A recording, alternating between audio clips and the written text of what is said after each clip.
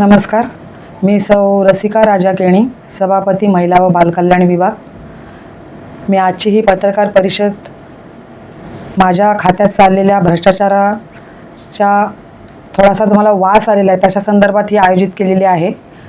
पुढील 4 वर्ष बघाल तर प्रशासकीय कालावधीमध्ये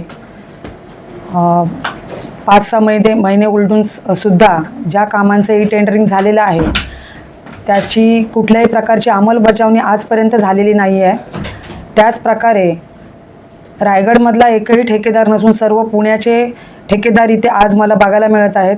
ह्याच्या प्रशासकीय कालातसुद्धा होते आणि आतासुद्धा तेही त्यांचंच नाव माझ्या खात्याच्या HOD निर्मला कुचिक मॅडम यांच्याद्वारे मला सुचवलं जात आहे। त्याच प्रकारे खाऊ वाटप असू द्या, गणवेश वाटप असू द्या किंवा गरोदर मातांना किट वाटप असू द्या, ह्याच्यामध्ये सुद्धा मोठ्या प्रकारचा भ्रष्टाचार मला इथे दिसून येत आहे। 100% वाटप न होता फक्त 25%चं वाटप होऊन बाकीचं वाटप हे न करता त्याची बिलं खाल्ली जात आहेत। मग त्यांच्या हाताशी जे काही शासकीय कर्मचारी असतील त्यांच्या संदर्भातून हे सर्व कामं माझ्या खात्याच्या HOD निर्मला कुचिक मॅडम यांच्याद्वारे केल्या झाल्याचा संशय मला येत आहे। आणि माझी शासनाला एक विनंती असेल की जर महिला बालकल्याण एक चांगलं म्हणजे खातं, जे महत्त्वाचं खातं म्हणजे बालकांचं जे खातं आहे की त्याच्यामध्ये खूप प्रकारची काळजी घेतली पाहिजे, त्याच्या संदर्भातच जर एवढा मोठा भ्रष्टाचार इथे होत असेल तर अशा HODंवर म्हणजेच शासकीय कर्मचाऱ्यांवर कारवाई व्हावी असं माझं प्रामाणिक मत आहे आणि विनंती आहे। किती कोटीचा भ्रष्टाचार? जवळजवळ 2.5 कोटीचा भ्रष्टाचार या वीज जोडणीच्या प्रकल्पात तर मला दिसून येत आहे।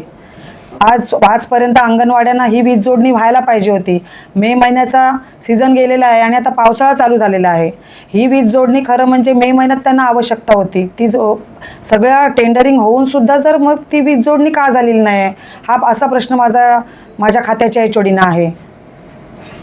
त्याचबरोबर अन्न भेसळ आपण म्हटलं की शाळेत अन्न भेसळीचा प्रश्न तुम्ही बघायला गेलात तर GB मला हा बऱ्याचशा जिल्हा परिषद मेंबरने विचारला होता। त्याचं उत्तर मी दिलं होतं की मी या खात्याचा पदाभार आत्ताच स्वीकारला आहे, त्याच्याबद्दल काय त्याच्यात माहिती घेऊन मी तुम्हाला त्याची माहिती कळवेन। तर आता तसं बघायला गेलात तर तो खाऊ निकृष्ट दर्जाचाच आहे आणि तो तुम्ही बघायला गेलात तर त्याची पॅकेजिंगसुद्धा एक म्हणजे एकदम घाणेरडी प्रकारची आहे आणि तो खाऊ तुम्हाला कचऱ्याच्या कोंडीत बघायला मिळत आहे। मग हा शासनाचा पैसा वाया घालवण्यापेक्षा त्यांना जो बालकांना जो तुम्ही खाऊ देताय तो चांगल्या प्रकारचा थोडा देऊन पण चांगल्या प्रकारचा द्यावा अशी माझी महाराष्ट्र शासनाला विनंती आहे। पण असं बघायला गेलं तर मग CO मॅडमनी सुद्धा ह्याची कल्पना घ्यायला पाहिजे होती।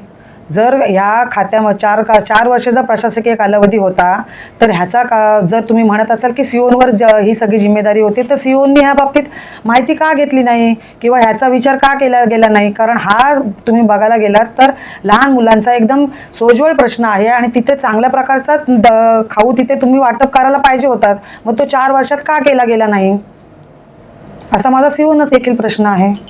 आता पेडमध्ये तुम्ही बघायला गेलात तर 90 सोलर पॅनल तिथे होते।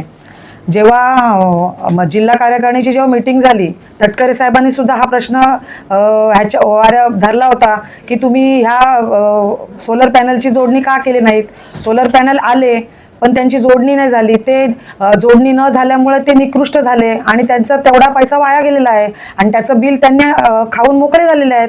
मग जर ती सोलर पॅनलची जोडणी झाली असती तर मुलांना नक्कीच या गरमीचा त्रास सहन नसता करायला लागला।